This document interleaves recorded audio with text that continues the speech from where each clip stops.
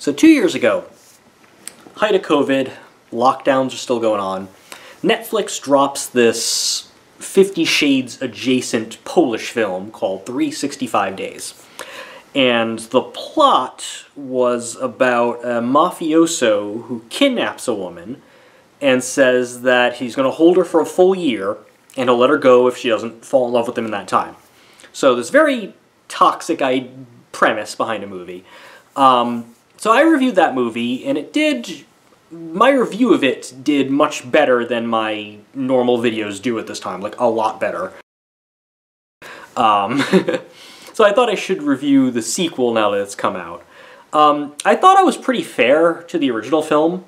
The original film was often visually pretty nice to look at, like the lighting, cinematography, things like that. And I sort of went easy on the storyline because even though it's terribly toxic and everything, it sort of worked the same way that like romance novels work, where if the intended audience, which is probably middle-aged women, are watching this just like they read a romance novel, it's sort of like an escapist fantasy. It doesn't mean that they literally think this relationship's okay, or that they literally want to be kidnapped by a psycho and are okay with it as long as he's rich. So I sort of did that. Plus, that first movie is often unintentionally hilarious at times, so it was still kind of enjoyable in like a bad movie way. So I haven't watched that movie since. I only watched it once, 2 years ago now. And I remember that movie ending where our mafioso, Massimo, is about to marry the woman he kidnapped, who then randomly falls in love with him after she falls off a boat or something. Laura. And like she's driving and there's like a tunnel collapse or something, and he thinks she's dead.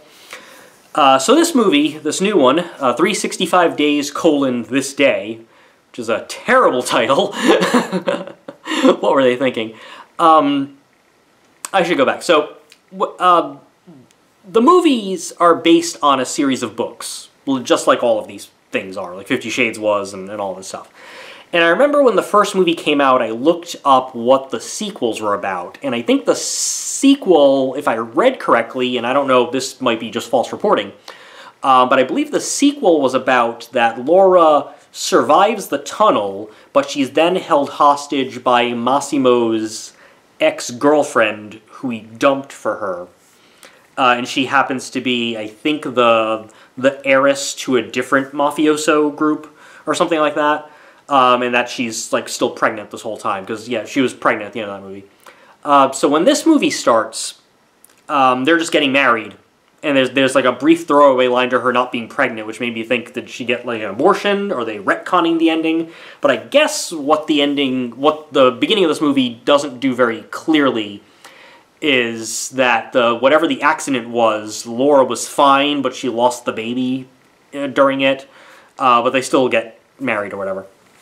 So I guess that's sort of what the setup for this movie is. So, this movie is worse than the first.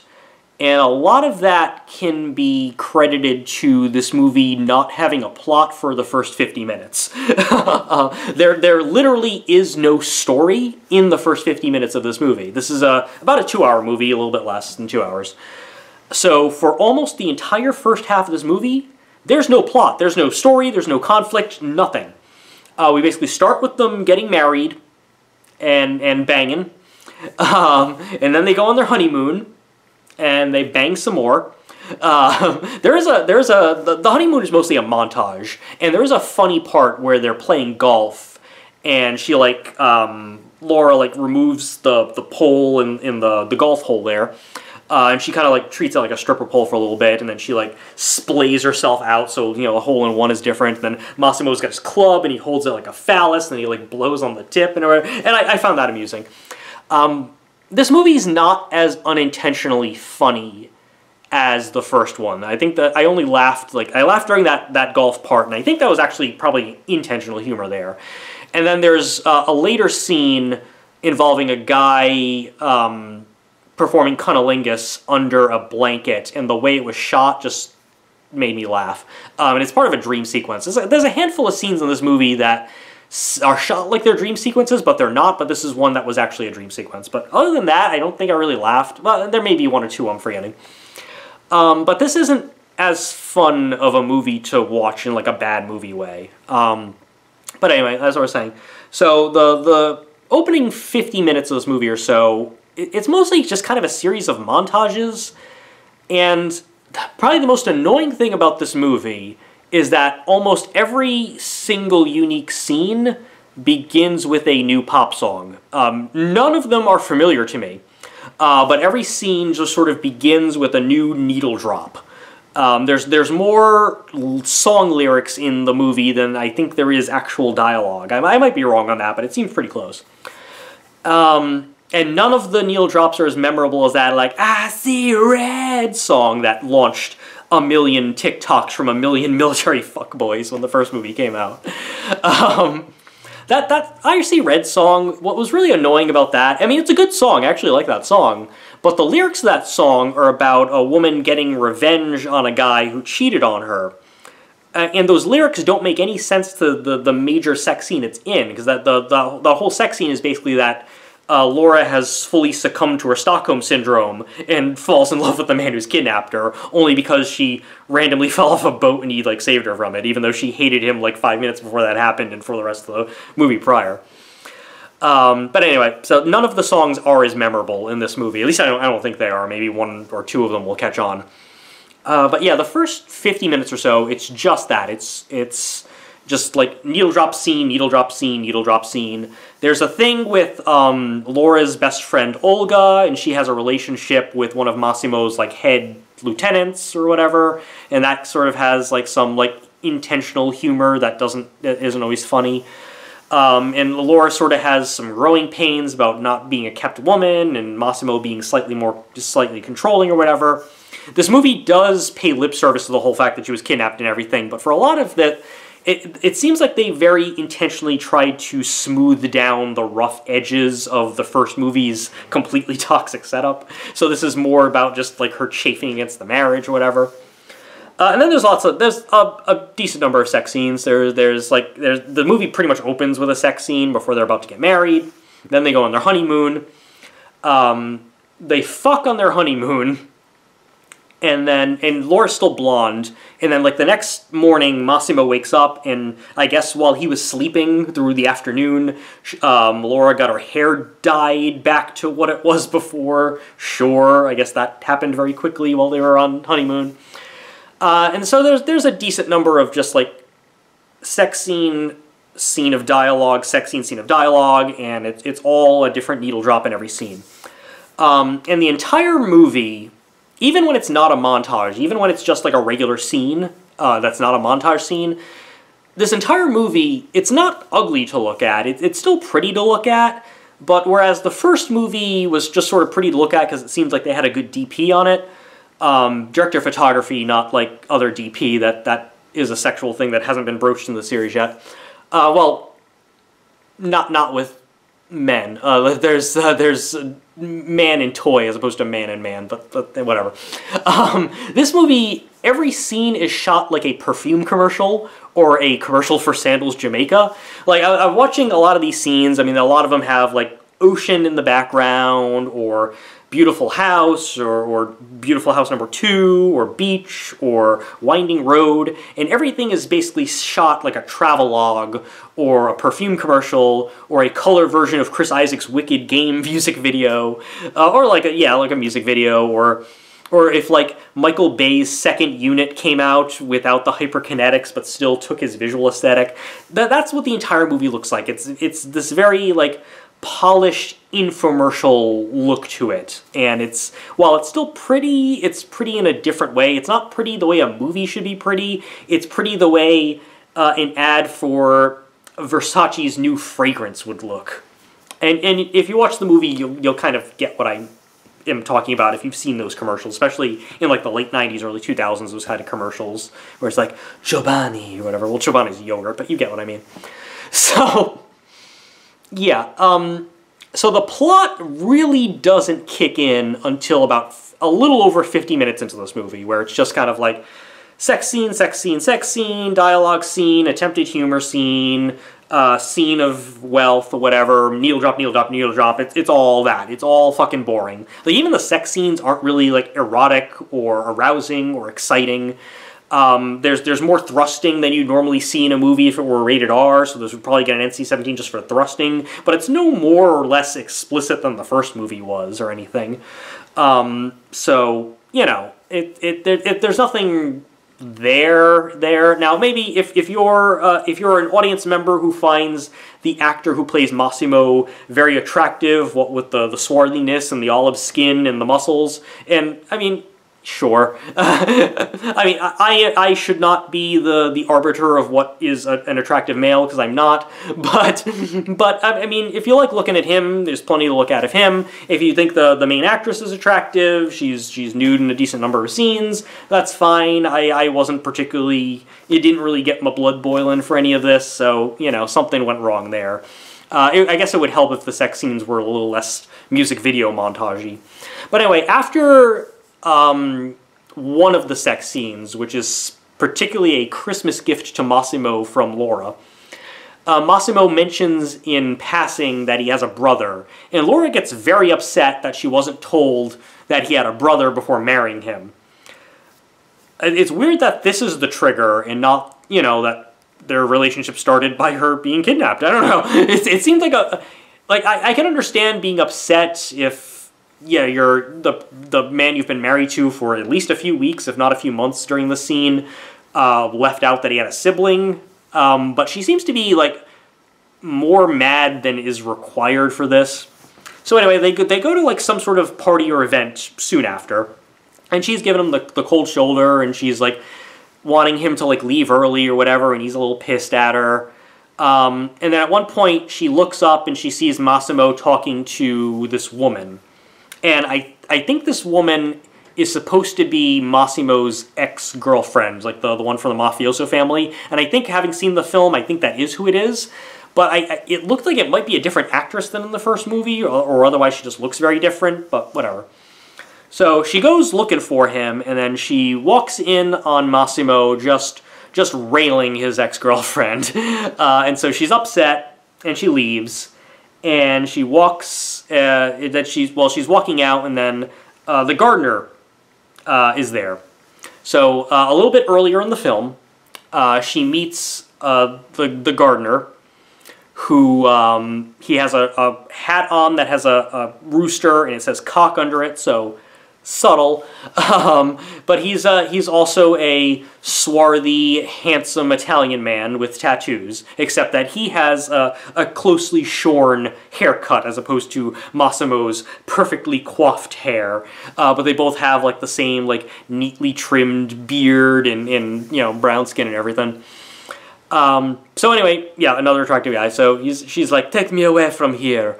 Oh, by the way, there's, while they do say baby girl in this one, it's not as Gru from Despicable Me, like, baby girl. A couple other characters say baby girl sometimes. It's not delivered as funny, so it's lost its magic.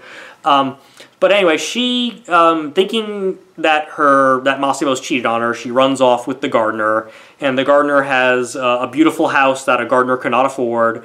And she meets, like, his sister, who is pregnant and is really, like, really settling on you should hook up with my brother. He's a nice guy.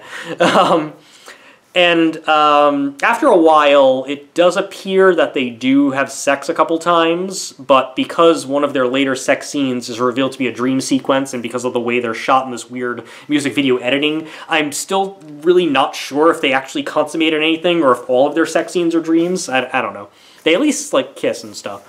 That seems to take place in, like, the actual world, but I think they have, like, sex twice, I think. I don't know. But anyway, yeah, Massimo's, like, upset, and he's also, like, distracted by some other work stuff that's not really revealed.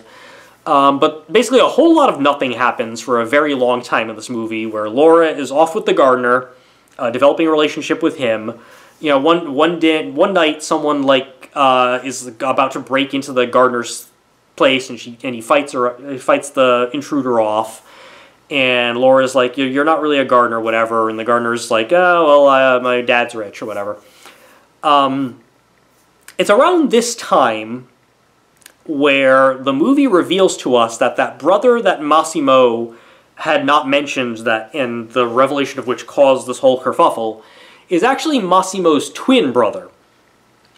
And it was the twin brother who was railing the ex-girlfriend, not Massimo. So Massimo did not cheat on Laura.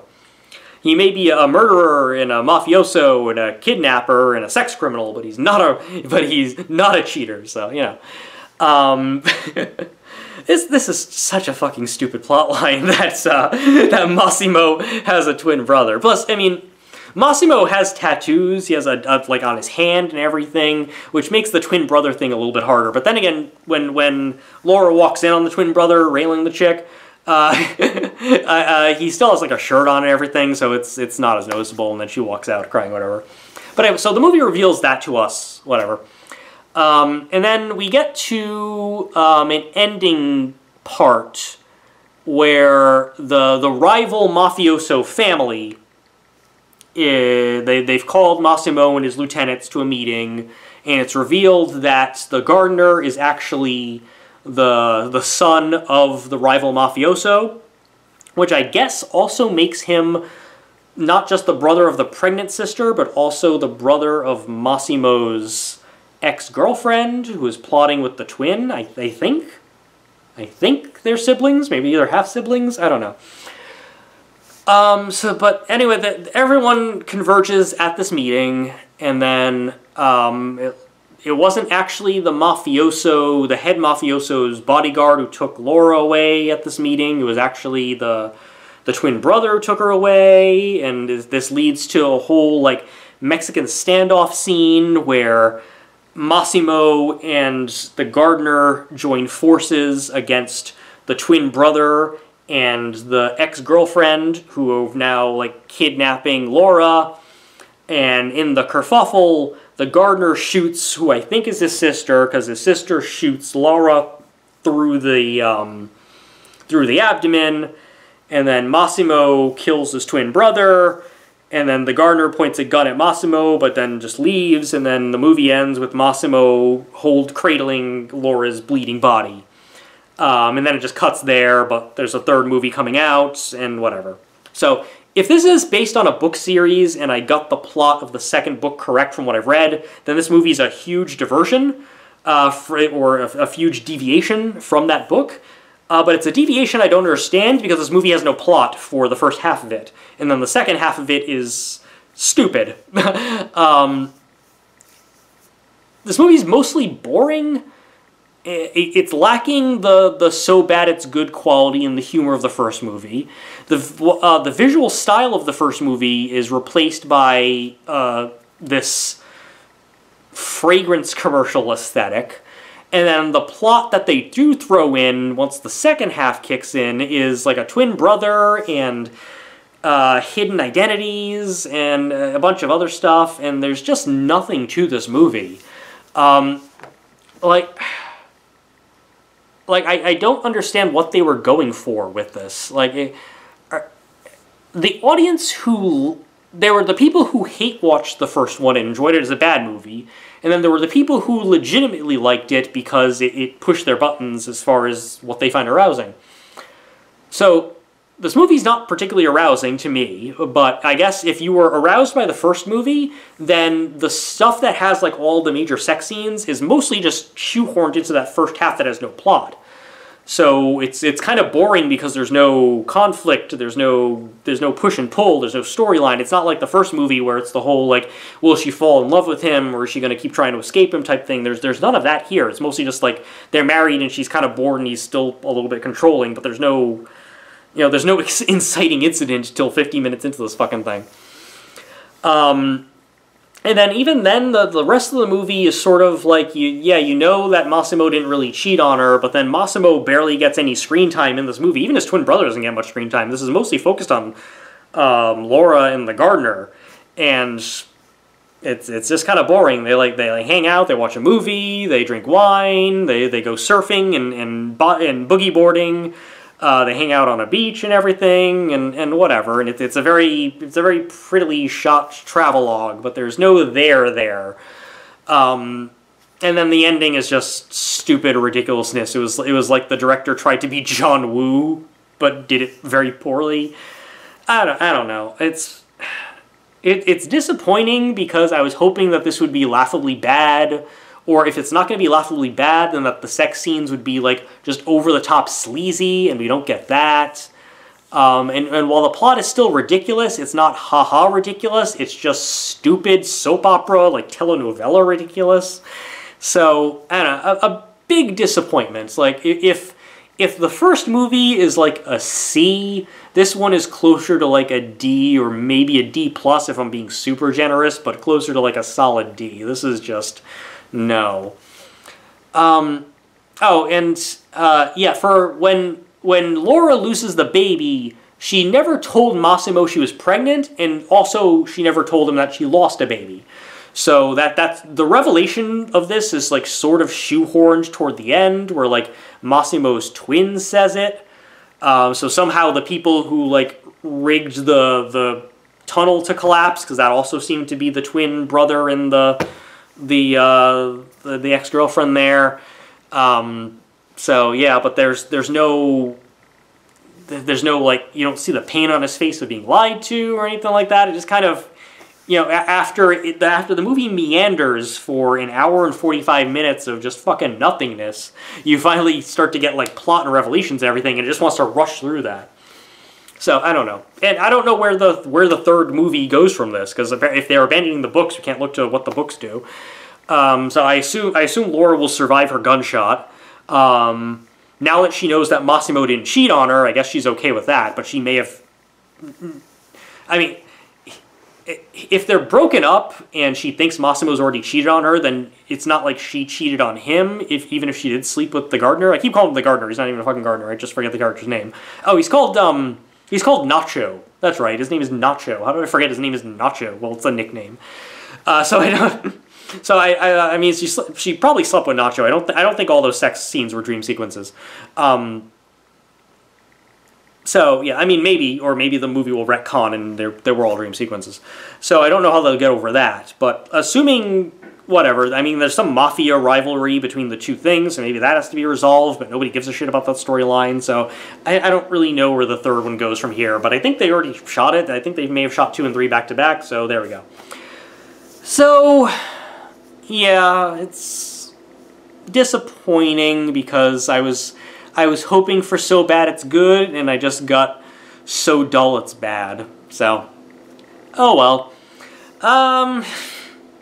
Yeah, what else can I say? So, anyway, if you listen to me ramble for 20-something minutes about this not very good, disappointing, erotic thriller, it hasn't been good for erotic thrillers. This, Deep Water, it's just, we need to bring back like good, sleazy, erotic thrillers, like Color of Night or something.